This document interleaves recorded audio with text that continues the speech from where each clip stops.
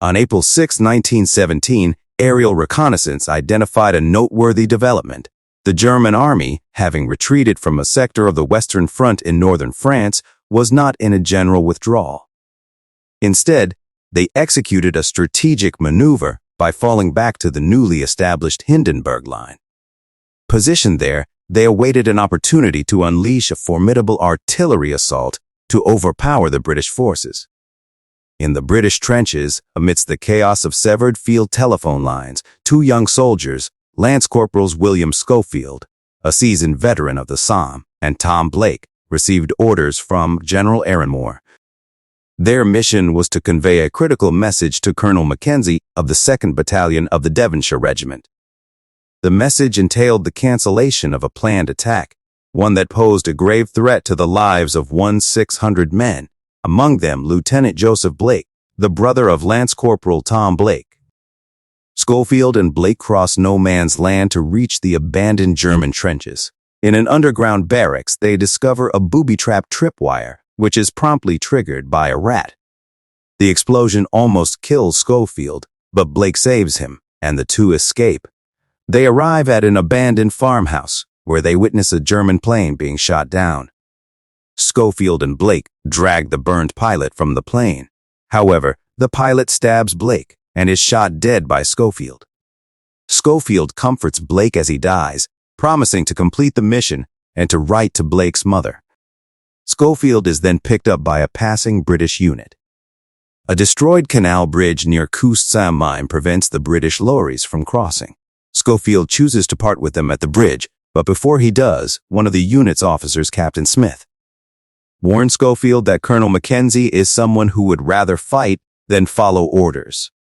He then uses what is left of the bridge to cross alone, and quickly comes under fire from a German sniper.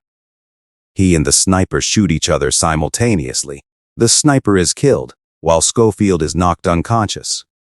He regains consciousness at night and finds the town in flames. He is discovered by German soldiers who open fire. Schofield escapes the soldiers by hiding in the basement of an abandoned building and stumbles into the hiding place of a French woman with an infant. She treats his wounds, and he comforts the infant by reciting a poem, giving the woman his canned food and milk from the farm. Despite her pleas, Schofield leaves soon after, realizing that time is not on his side. He encounters more German soldiers, strangling one and pushing past another who is inebriated. Being chased, he escapes by jumping into a river. He is swept over a waterfall before reaching the riverbank by morning. In the forest, he finds D Company of the 2nd Devons, which is in the last wave of the attack. As the company starts to move toward the front, Schofield tries to reach Colonel Mackenzie. Realizing that the trenches are too crowded for him to make it to Mackenzie in time, Schofield sprints across the battlefield, just as the infantry begins its charge. He forces his way into meeting Mackenzie, who reads the message and reluctantly calls off the attack.